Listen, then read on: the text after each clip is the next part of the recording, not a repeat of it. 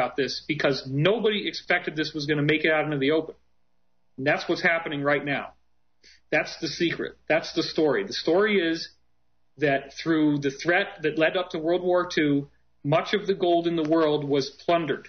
It was plundered in the U.S. because they made it illegal to own gold. If you had gold, they took it out of your safe deposit box. The Jews were robbed of their gold. They had much of the gold in Europe. This is radio. We are having a very unusual show at this point. I've got Maxine Taylor, I believe, who's going to be on the line with us, and she is an astrologer as well as, I will say, an intuitive, and so I don't think it's a bad thing that she's actually here, although we're not going to be able to talk about what we were planning on talking about. We've got David Wilcock, who has received a death threat, and it's very serious. From what I understand, David, are you still with me? Yes.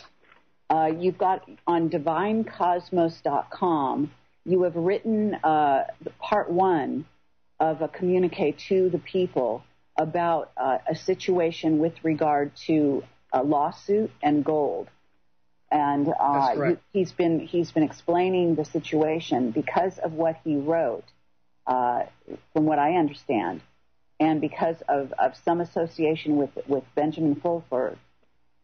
He has received a very serious death threat. We are in the process of bringing on somebody else on this show who is going to address the situation from, let us say, a more strategic viewpoint. And that person will be known as anonymous when they come on the air. Okay, David, would you continue to describe the situation? Okay. The last 3 weeks have been amazing.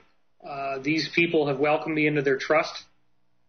In 1938, there was gold, 7 giant U.S. battleships worth of gold that was held by the Asians, that was shipped to the U.S., that was put on deposit secretly with the Federal Reserve, and bonds were issued in exchange for this money. There was supposed to be a plan in Bretton Woods that the Bretton Woods Agreement of 1944 is when, after World War II, all of this gold confiscation was complete. One insider told me that he toured a facility personally in which you walk down a hall. It's a mile long. There are doors on either side of the hall. Each of those doors leads into a room the size of a basketball gymnasium in which there are gold bullion bars in bricks stacked floor to ceiling.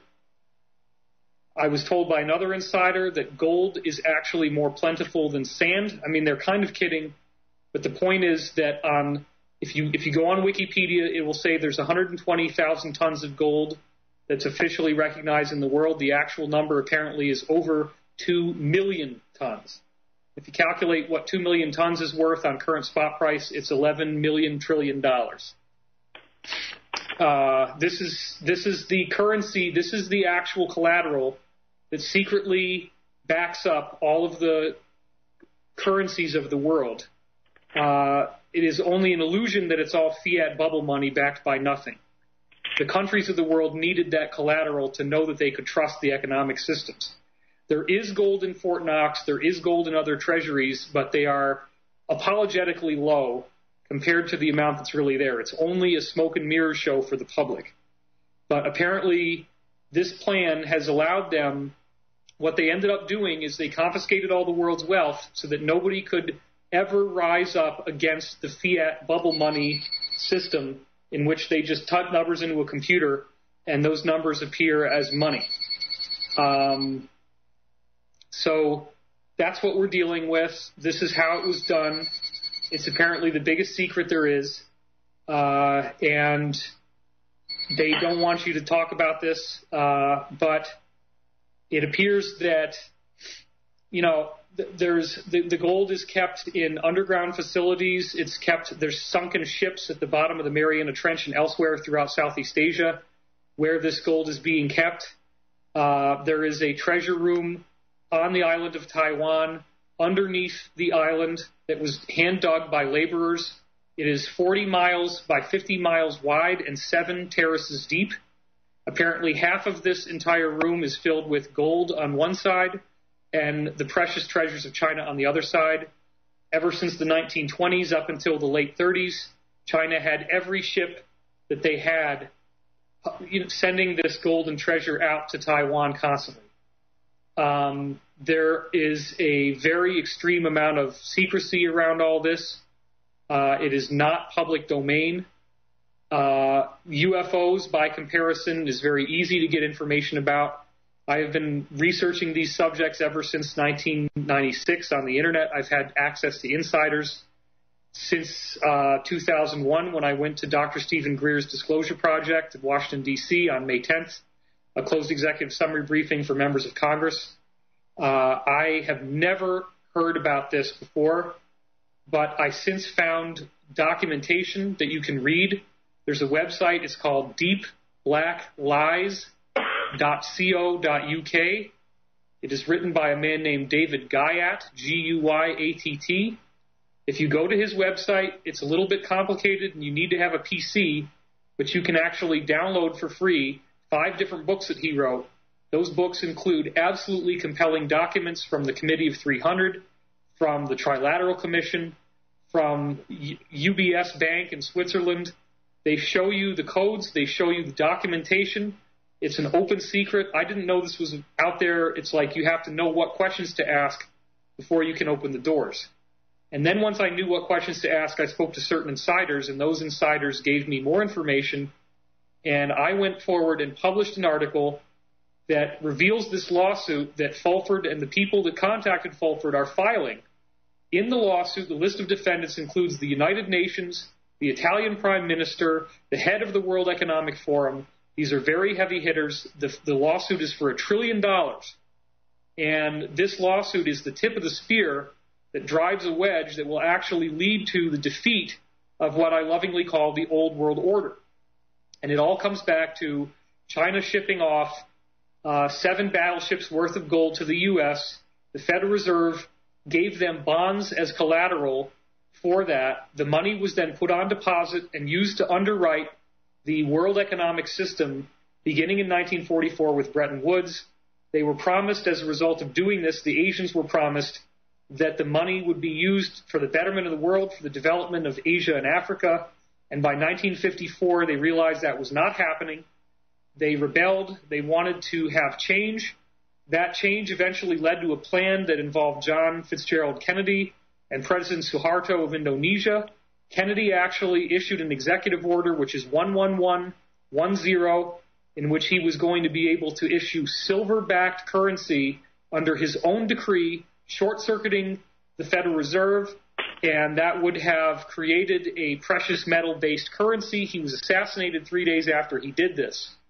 The Asians did not have the military might to be able to mount any other effective opposition. They literally waited for about 30 years until the charter that started in 1944 for Bretton Woods expired. It expired in 1994.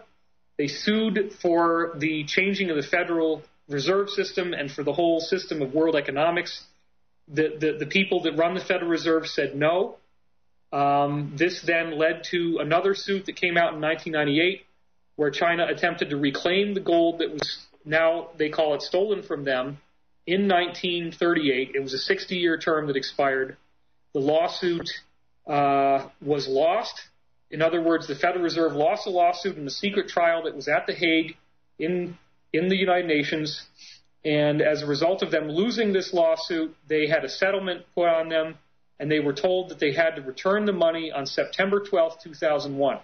The money was being held under Building 7 in the World Trade Center, and obviously the day before September 12, look at what happened. We now know, we've heard that there was a gold vault under the Building 7, that it was emptied, but now with the context of Fulford and what these people are telling me, that's why that happened. Okay, nothing else happened until there was another lawsuit placed against the Federal Reserve. They did come through, they did send out gold, except that when the gold was taken in by the Chinese, it turned out that it was tungsten that was electroplated with gold on the outside. It was worthless. Since that time, the Chinese changed their strategy. This isn't really the ruling party of China. It's not the communists. It's the deposed party under Chiang Kai-shek called the Kuomintang. that fled to Taiwan and Indonesia and the Philippines and elsewhere.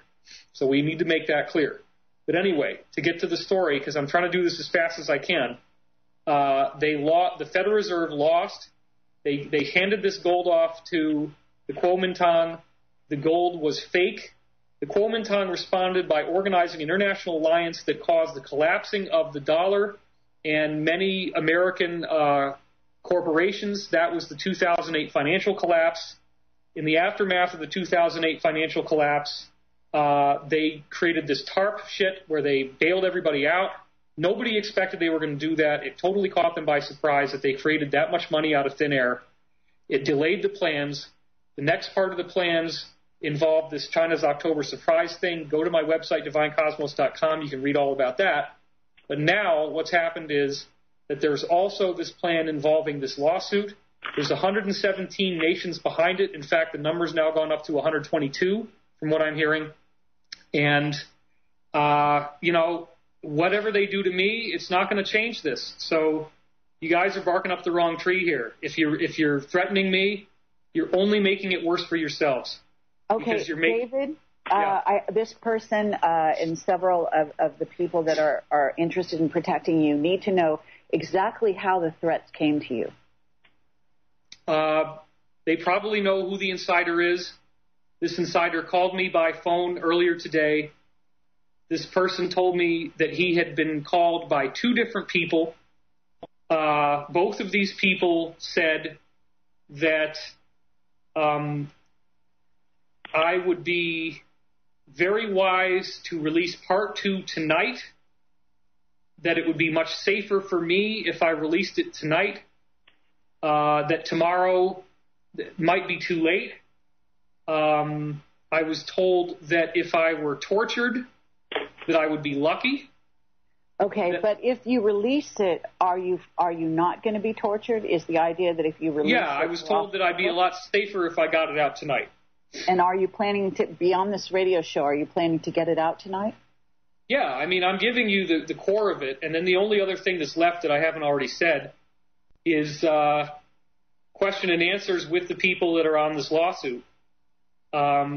But I've basically, as fast as possible, I've summarized the whole thing for you. That's really all there is left.